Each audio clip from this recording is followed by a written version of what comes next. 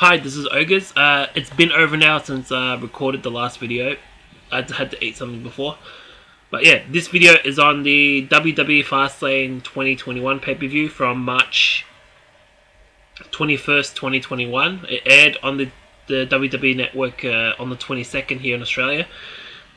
But I had to I couldn't resubscribe to it until the 25th of March, which was just 2 days ago. So I only just watched this pay-per-view just after midnight on the 26th. On the 26th. Let me see. So that was 12. That was about 24 hours ago. No. 24. That was just over 30 hours ago, I think, is when I watched it. Anyway. Hold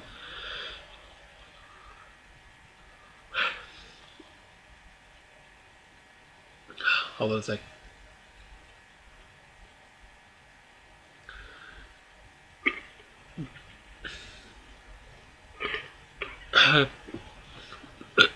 Excuse me. Okay, so the first match on the show was Shayna Baszler and Nia Jax versus Bianca Belair and Sasha Banks for the WWE Women's Tag Team titles, and Shayna and Nia are the champions going in. They won by pinfall after miscommunication between Bianca and Sasha. Nia shoves Bianca into Sasha, I believe, which breaks up her submission attempt on Shayna. And then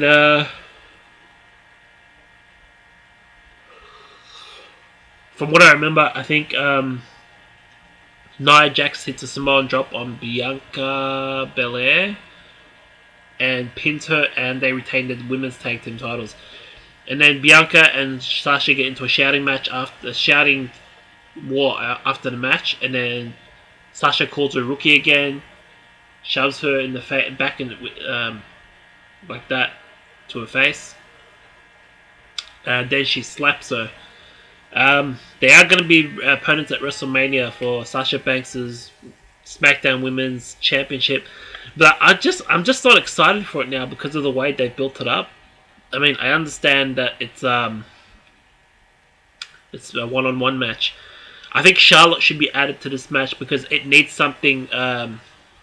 It needs something to give it credibility now, because I mean, Sasha Banks is great, but having title matches against Carmella does not really do anything for a champion, to be honest.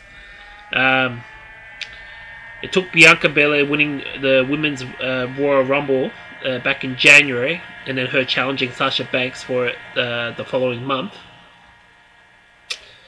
for it to become finally a credible champion, even though she hasn't defended it on pay-per-view since what, the Royal Rumble, I believe? Yeah. So anyway, that was that match. Moving on. There was a promo backstage. Elias offers help to Shane McMahon, because apparently Shane McMahon was taken out of his match on this pay-per-view with a knee injury, supposedly. Anyway, let's go roll with this. The second match on the pay-per-view is Apollo Crews challenging for the IC title against Big E, who's the IC champion. Big E won by pinfall. It was a really odd way that it ended, but Apollo Crews got his heat back anyway. He attacked him after the match. He's lost against Big E 4 times now, so this heel turn came a bit late for me. He should have done this when he was on Raw back in last year in 2020, when he was the US champion, but he wanted to be a nice, good guy. So I think what he needs to do now is move on from this. I don't know what he's going to do at WrestleMania. I think he's going to be in that Battle Royal on the pre-show, unfortunately. But yeah, he needs to be built back up. He needs a manager, I think, like Paul Heyman or someone like that. So he needs to join Roman Reigns' stable for him to get his credibility back, because on his own it's just not working for me, or in general. So yeah, I mean his Nigerian heritage is working for him in terms of his new heel edge that he's got. Well, heel or edge. Speaking of edge, I'll get to that later. His heel streak, I think that's what it is. His heel streak, but he's losing when it counts for the IC title and against Big E in general. So I don't know. I'm not sure what to do with him at this point. He's been with NXT. He's been with WWE for a long time now, since 2015. He's only won the US Championship, and he can't win the IC title currently. So I don't know. Let's see what happens at WrestleMania next month. But I'll form an opinion about Apollo Crews by what happens at WrestleMania. So the next match on the show is, well, it's not really a match. It's a weird segment. It's an Old Spice ad, which turns into a 24/7 title match. Oh, God, I'm sick of this stupid 24/7 title. I wish they would just get rid of it. It's pissing me off.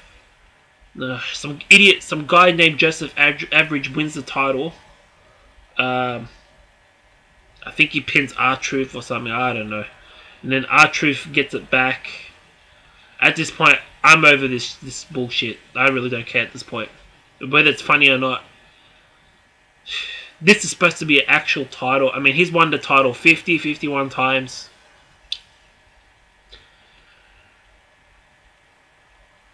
It's a jobber's title, let's be honest. It's not even worth comparing to the Hardcore Championship, because at least, I mean, think about it. Wrestlers like The Undertaker. Let's see, The Undertaker, Rob Van Dam, Jeff Hardy. Who else we got? Shane McMahon, Chris Jericho when he was with the WWE or WWF at the time. Who else we got? Hardcore Holly, Crash Holly when he was still alive. Who else we got? Mick Foley was the first champion when he was Mankind. You had the Road Dogg. You had who else won it in the early years? I guess Big Boss Man. Al Snow had it at one time. Steve Blackman. That would have been around 2000. Who held it in the year 2000? It would have been Shane McMahon mostly. 2001.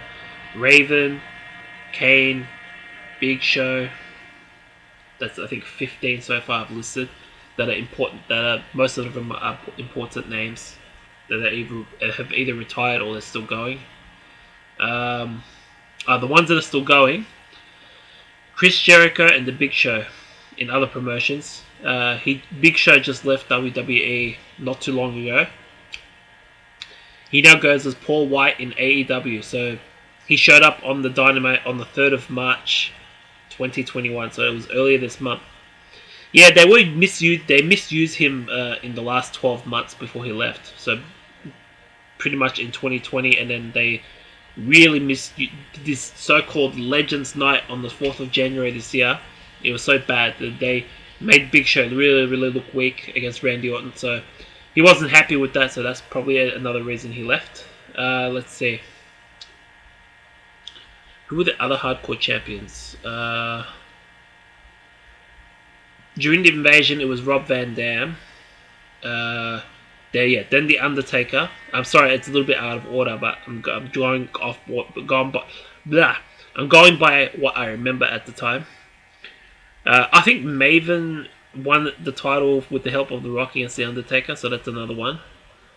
But by that time, I think the hardcore title was kind of winding down its existence. I think Christian had it. At WrestleMania, it changed. WrestleMania 18, it changed hands a lot of times. Who else held it after that?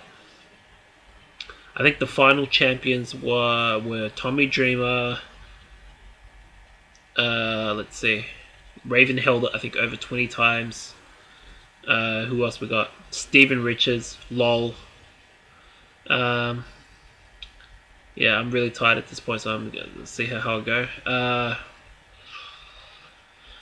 think the last ever hardcore champion, I believe, was Rob Van Dam, if I remember correctly. And then he, no, it wasn't Rob Van Dam. Who was the last hardcore? No, it was Tommy Dreamer. Tommy Dreamer. Rob Van Dam won that title to unify it with, I think, the IC title. So yeah, I think Tommy Dreamer was the last hardcore champion. Bradshaw was also in there as well. So yeah, hardcore title beats the 24, beats the crap out of the what do you call it? The 24/7 title. That title to me is a joke. It's a prop title. It's a joke. They should get rid of it. They're not going to get rid of it, but they should get rid of it after 2021. I'm sick of this title already. When the live crowds come back, just get rid of that title. It's a joke anyway. Oh yeah, okay, the next match on the pay-per-view is Elias versus Braun Strowman. And Braun Strowman won this quick match by pinfall. It was like a few minutes long. Shane McMahon told Elias about the match just before in the ring, before he came out. What a great guy. Yeah, if you saw the Raw after this, you'll have an idea of what happened, but I won't spoil it, but there's going to be a WrestleMania match, apparently. I'll get into that, yeah. You know what, maybe I'll review the Raw, I'll do a recap of the Raw in the comment, in the comments for the video of this video when I upload it. So yeah, and you'll get what I mean by what I just said before. Anyway, there was a promo backstage. Riddle shares a business idea with Nakamura. I tuned out of this. Nakamura had nothing to do with this. A few minutes after this, and he was hiding somewhere. And then Riddle left, and then he came back out. Nakamura did. And then the match number 5 on the pay-per-view is Seth Rollins versus Shinsuke Nakamura. It's weird. They both have the old theme music back. But Rollins is really dressing in weird suits. He's trying to look stylish. Nakamura, yeah. I don't know if they've saved him at the right time at this point. He should have probably had a strong showing in the Royal Rumble. But yeah. Let's see what he does at WrestleMania first. But I like this version of Nakamura is a lot better than what happened to him in 2020. So at least it's something. Seth Rollins, I think, hit the curb stomp on him, and he won by pinfall. And it's weird hearing the Burn It Down music, but he doesn't have that. He's not a baby face at the moment, so it's really weird. Yeah. I'm not a Seth Rollins fan. I'm more of a Nakamura fan. But anyway. Match number 6 on the pay-per-view is Drew McIntyre versus Sheamus. It's a no-holds-barred match, which culminated from the previous week's Raws of... I think there was a DQ finish, and then the other match was a no contest, which was a no disqualification match. Drew McIntyre won this by pinfall. It was a physical match. There should have been stakes in this match. It should have been a number 1 contenders match for the WWE title at WrestleMania against Bobby Lashley, who's the champion. Logic says that would have made more sense, but it is what it is. So he's going to get the match against Bobby Lashley anyway, just because. It doesn't really make me want to care about the match. But if Bobby Lashley retains the title, then they're onto something with this. Let's see. Match number 7 on the pay-per-view is the co-main event, I guess you would call it. Randy Orton versus Alexa Bliss in an intergender match.